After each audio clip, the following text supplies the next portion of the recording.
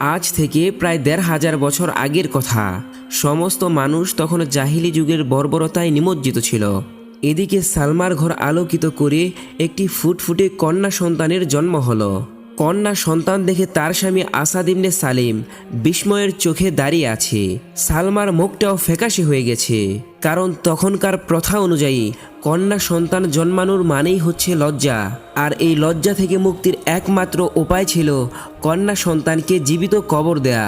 কিছুক্ষণ পর সেই ঘরে আসাদের বাবা এসে উপস্থিত হলো এবং সেই কন্যা সন্তানকে দেখে নাক সিটকিয়ে বলল, এ কি বৌমা, তুমি কিভাবে কন্যা সন্তানের জন্ম দিলে? তুমি তো দেখছি আমাদেরকে কলঙ্কিত করতে চাচ্ছ।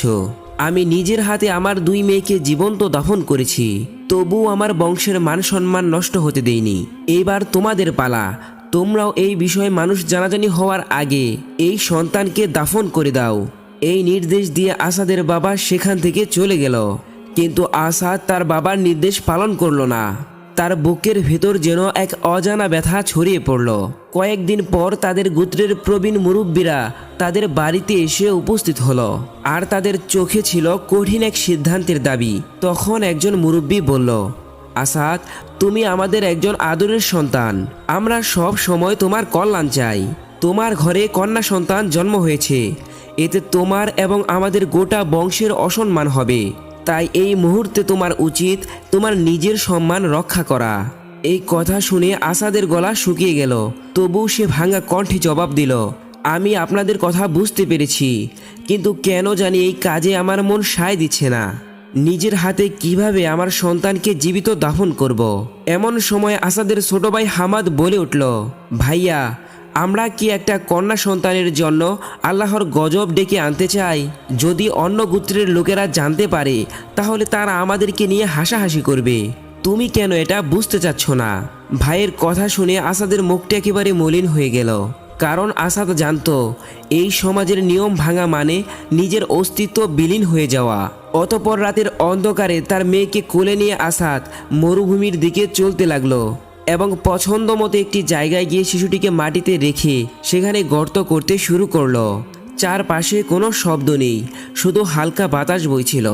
গর্ত খোঁড়া শেষে আসাদ যখন সেই শিশুটির দিকে তাকালো, তখন তার ভিতরে একটি মোচড় দিয়ে উঠল। তার মনে হচ্ছিল যেন শিশুটি তার চোখের ভাষায় বলছে, বাবা, মানুষেরা তার মেয়ের সাথে যেমনটা করে তুমিও কি ঠিক তেমনটাই আমার সাথে করবে? আমি কি তোমাকে বলেছিলাম আমাকে পৃথিবীর মুখ দেখাতে? আর জন্ম যখন দিয়েছ তাহলে কেন বিদায় করে দিচ্ছ? তখন আসাদের বুকের ভেতর দম বন্ধ করা এক ধরনের অনুভূতি হচ্ছিল, কিন্তু কি আর করার, তার চারপাশের অন্ধকার বাস্তবতা তো আর বদলানো যাবে না। সমাজের চোখে তার গোত্র এবং তার পূর্বপুরুষের সম্মান নষ্ট করা যাবে না। এমন সময় তার পিছনে দাঁড়িয়ে থাকা হামাদ বিরক্ত সুরে বলল, আর দেরি করছো কেন ভাই? এটা একটা সাধারণ ব্যাপার। তুমি কি মেয়ে জন্ম দিয়ে একেবারে নরম হয়ে গেছো নাকি? তুমি ভুলে যাবে না যে তুমি একজন পুরুষ, আর পুরুষ কখনো আবেগের কাছে পরাজিত হতে পারে না। এই কথায় আসাদের ছোটবেলার স্মৃতি মনে পড়ে গেল। তার বাবা যখন তার বড় বোনকে মরুভূমির বালিতে পুঁতে ফেলেছিল, তখন তার মা কত কেঁদেছিল, কিন্তু সেই কান্নার কোনো মূল্য ছিল না। আজ সে নিজেই সেই পরীক্ষার মুখোমুখি। এমন সময় একজন লোক একটি ঘোড়া চালিয়ে অত্যন্ত দ্রুত গতিতে তার দিকে এগিয়ে এলো। সেই লোকটির মুখে ছিল মুখোশ পরা। সে এখানে এসেই পরিস্থিতিটা বুঝে ফেলল এবং আসাদকে বলল, একটু দাঁড়াও। অপরিচিত ব্যক্তির এই কথা শুনে আসাদ জিজ্ঞাসা করল, কে তুমি আর কোত্থেকে এখানে এলে? লোকটি তখন ঘোড়া থেকে নেমে বলল, তোমার কন্যার জীবন কেন শেষ করতে যাচ্ছ? সে কি এমন অপরাধ করেছে? এটা শুনে আসাদ কিছুক্ষণ চুপ করে রইল, কারণ সে জানতো এই সমাজে এরকম প্রশ্ন করা নিষিদ্ধ। অতঃপর আসাদ কঠিন গলায় বলল, হ্যাঁ, আমি আমার কন্যাকে হত্যা করছি, কারণ আমি একজন পুরুষ। তাই আমার এবং আমার গোত্রের মানসম্মান রক্ষা করা জরুরি। এই কথা শুনে লোকটি হেসে উঠে বলল, তুমি পুরুষ, তোমার মানসম্মান আর সত্যিকারের মানসম্মান কি তুমি জানো?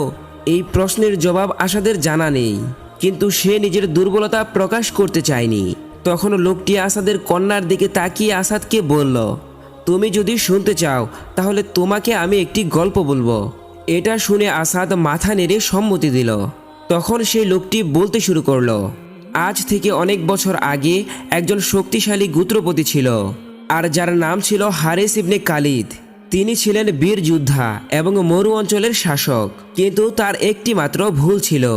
সে বিশ্বাস করত কন্যা সন্তান মানুষের দুর্বলতা। কিছুদিন পর হারিসের ঘরে যখন কন্যা সন্তান জন্ম হলো, তখন সে সিদ্ধান্ত নিল সমাজের প্রচলিত রীতি অনুযায়ী সে নিজের কন্যা সন্তানকে জীবিত দাফন করবে। কিন্তু সে পারেনি। তখন আসাদ অবচেতনভাবে প্রশ্ন করল, কেন পারেনি? কে তাকে বাধা দিল? লোকটি তখন বলল, লোকটি যখন শিশুটিকে কবর দিতে নিয়ে গেল, তখন সে দেখতে পেল শিশুটি তার হাত উঁচু করে এমনভাবে তাকিয়ে আছে যেন সে তার বাবার ছায়ায় নিরাপত্তা খুঁজছে। সেই মুহূর্তে তার হৃদয় কেঁপে উঠল। সেই সময় সে তার বাবার মুখ মনে করল, শৈশবের স্মৃতি মনে করল, এবং এক পর্যায়ে সে তার সিদ্ধান্তকে বদলে ফেলল এবং সে সেই শিশুটিকে বাঁচিয়ে রাখল। এই কথা শুনে হামাদ অবজ্ঞাভরে বলে উঠল, এ আবার কেমন বীর? সে কি সমাজের চোখে অপমানিত হয়নি? লোকটি এবার সরাসরি হামাদের দিকে তাকিয়ে বলল, তুমি কি জানো পরে কি হয়েছিল? তখন হামাদ নীরব হয়ে গেল। তখন লোকটি আবারও বলতে শুরু করলো, সেই কন্যা সন্তান একদিন তার বাবার জীবন বাঁচিয়েছিল। হারিস যখন বৃদ্ধ হয়েছিল এবং শত্রুরা যখন তাকে হত্যা করতে এসেছিল, তখন সেই মেয়ে তার বুদ্ধি, ধৈর্য এবং সাহস দিয়ে তার গোত্রকে বাঁচিয়েছিল। যদি হারিস সেদিন তাকে কবর দিয়ে দিত, তাহলে সে আজ আর বেঁচে থাকতো না এবং তার গোত্র একেবারে নিশ্চিহ্ন হয়ে যেত। এই গল্প শোনার পর আসাদ দ্বিধায় পড়ে গেল। সমাজের নিয়ম একদিকে এবং হৃদয়ের গভীরে জন্ম নেওয়া অনুভূতি আরেক দিকে। লোকটির বলা সেই গল্প তার হৃদয়ের ভিতরে এক অস্থিরতা তৈরি করেছে। কিছুক্ষণ চিন্তা করার পর আসাদ সেই লোকটিকে বলল, একটা গল্প দিয়ে তুমি আমার মন বদলাতে চাও? লোকটি তখন শান্ত গলায় বলল, হে আসাদ ইবনে সালিম, আমি শুধু সত্য বলছি, বিন্দুমাত্র মিথ্যার আশ্রয় আমি নেইনি। এবার আসাদ বলল, আচ্ছা, সত্য মিথ্যা যাই হোক, আগে বলো তুমি কে এবং তোমার পরিচয় কি? এটা শুনে লোকটা একটু হাসল এবং গম্ভীর গলায় বলল, আমি সেই হারিস ইবনে খালিদের নাতি।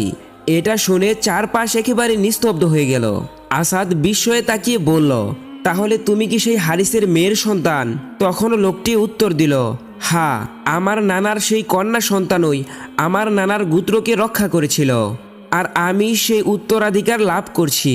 যদি আমার মা সেদিন কবরস্থ হয়ে যেত, তাহলে আমার আর অস্তিত্ব থাকতো না। এটা শুনে আসাদের হৃদয় স্পন্দন আরও বেড়ে গেল এবং সে মনে মনে ভাবতে লাগলো, আমার কন্যা সন্তানও কি একদিন এমন কিছু করতে পারে?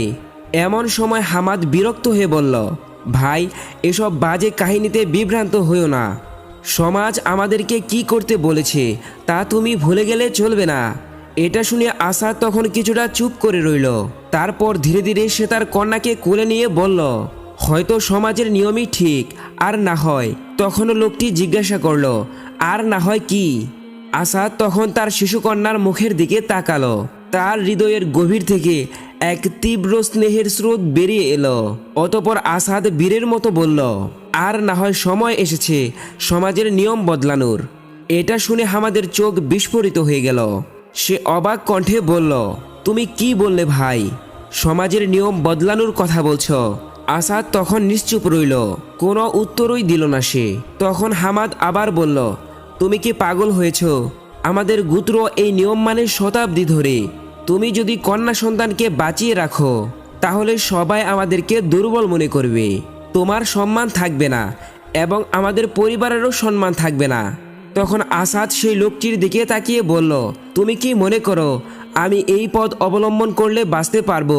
এটা শুনে লোকটি হেসে বলল, কেউ যদি প্রথম পা না বাড়ায়, তাহলে পরিবর্তন কখনোই আসবে না। এই কথা শুনে আসাদের মনে তখন এক অদ্ভুত শক্তি অনুভূত হলো। সে গভীর নিঃশ্বাস নিল এবং কন্যাকে বুকের কাছে শক্ত করে টেনে নিয়ে বলল, হ্যাঁ, আমি সিদ্ধান্ত নিয়ে ফেলেছি। আমি আমার কন্যা সন্তানকে বাঁচানোর জন্য প্রয়োজনে পুরো পৃথিবীর সাথে লড়াই করব।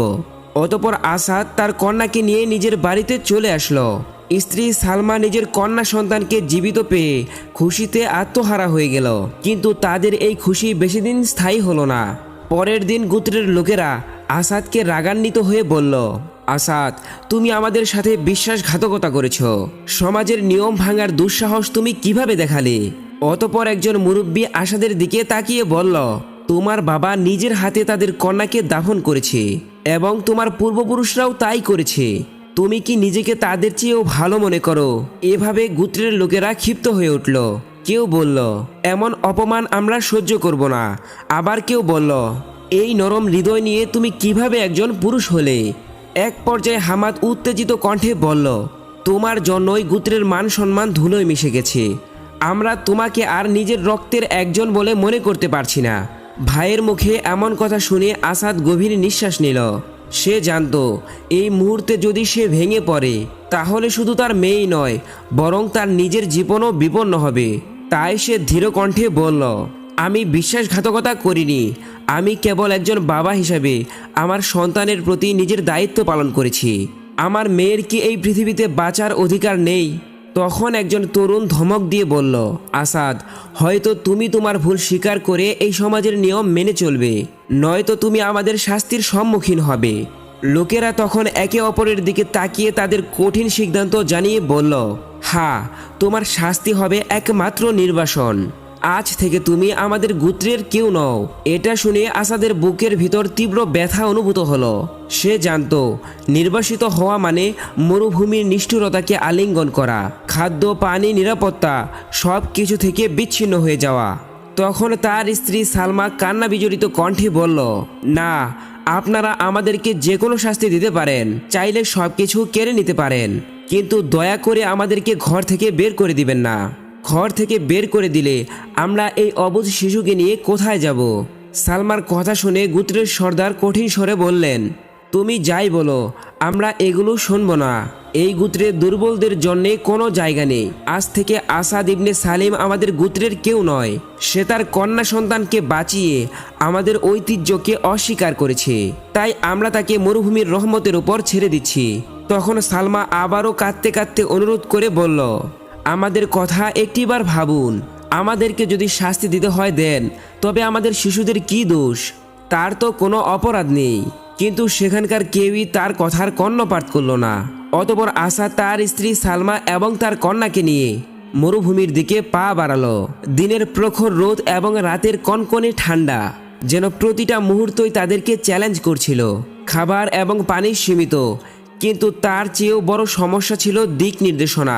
কোথায় যাবে, কি খাবে, এই মরুভূমির মাঝে কিভাবে তারা বাঁচবে এবং তাদের কন্যা সন্তানকে কি খাওয়াবে, কিছুই যেন তারা বুঝতে পারছিল না। অতঃপর 3 দিন পর যখন তাদের পানির পাত্র প্রায় শুকিয়ে এসেছিল, তখন দূর থেকে একটি কাফেলার দেখা মিলল। আসাদ তখন দ্রুত তাদের দিকে এগিয়ে গেল। তাদেরকে দেখে কাফেলার যাত্রীরা সাবধান হয়ে উঠল, কিন্তু তাদের নেতা শান্তভাবে বললেন, কে তুমি এবং এই মরুভূমির বুকে কোথায় যাচ্ছ? তখন আসাদ ক্লান্ত কণ্ঠে বলল, আমি একজন নির্বাসিত মানুষ। আমার গোত্রের লোকেরা আমার ভিটেমাটি থেকে আমাকে বিতাড়িত করেছে। তাই আমি আমার স্ত্রী এবং কন্যা সহ একটি নতুন আশ্রয় খুঁজছি। এটা শুনে লোকটি কিছুক্ষণ ভাবল, তারপর বলল, তোমার নাম কি? উত্তরে আসাদ বলল, আমার নাম আসাদ ইবনে সালিম। এই নাম শুনে কাফেলার নেতা চমকে উঠল এবং অবাক দৃষ্টিতে তাকিয়ে বলল, তুমি কি সেই আসাদ যে সমাজের বিরুদ্ধে গিয়ে নিজের কন্যাকে রক্ষা করেছে? এটা শুনে আসাদ চুপ করে রইল, কারণ সে জানত এই প্রশ্নের উত্তর তার ভাগ্য নির্ধারণ করবে। তখন কাফেলার সেই নেতা হাসি মুখে বলল, আলহামদুলিল্লাহ, তুমি অত্যন্ত সাহসী। তুমি সত্যিকারের একজন বাবা। আমাদের নবী মুহাম্মদ সাল্লাল্লাহু আলাইহি ওয়াসাল্লাম বলেছেন, কন্যা সন্তান বোঝা নয়, বরং জান্নাতের পথের মাধ্যম। যাই হোক, তুমি তাদের কথায় কর্ণপাত করনি যারা অজ্ঞতার অন্ধকারে ডুবে আছে। তুমি আমাদের সঙ্গী হও। এটা শুনে আসাদ বিস্মিত হলো, কারণ এই প্রথম কেউ তাদের সিদ্ধান্তের শ্রদ্ধা করল। তখন সে জিজ্ঞাসা করল, আচ্ছা ভাই, আপনারা কারা? আপনাদের পরিচয় কি জানতে পারি? তখন লোকটি বলল, আমরা মুসলিম। আমরা আল্লাহর একাত্মবাদী বিশ্বাসী। আমরা সেই সমাজ গড়তে চাই যেখানে মানুষ তার কন্যা সন্তানকে লজ্জা মনে করবে না, বরং দায়িত্ব মনে করবে। এটা শুনে আসাদ তখন মনে মনে ভাবল, এই কাফেলা আমাদেরকে শুধু আশ্রয় নয়, বরং নতুন বিশ্বাস এবং নতুন দিশাও দিতে পারে। অতঃপর সে বলল, আমি তোমাদের সঙ্গী হতে চাই এবং আমি জানতে চাই সেই সত্য যা তোমরা নিজেদের মাঝে ধারণ করো। তখন কাফেলার নেতা বললেন, তাহলে চলো, আমাদের নবীর কাছে চলো। সত্যের আলো তোমার জন্য অপেক্ষা করছে। অতঃপর আসাদ তাদের স্ত্রী সন্তান সহ সেই কাফেলার সাথে চলতে শুরু করলেন। প্রিয় বন্ধুগণ, ভিডিওটি ভালো লাগলে ভিডিওতে একটি লাইক দিন এবং কমেন্ট বক্সে আপনার মূল্যবান মতামতটি জানিয়ে দিন। আজকের এই ভিডিওটি এখানেই শেষ করতে যাচ্ছি। দেখা হচ্ছে আগামী কোনো ভিডিওতে। ততক্ষণ সবাই ভালো থাকুন, সুস্থ থাকুন। আল্লাহ হাফেজ।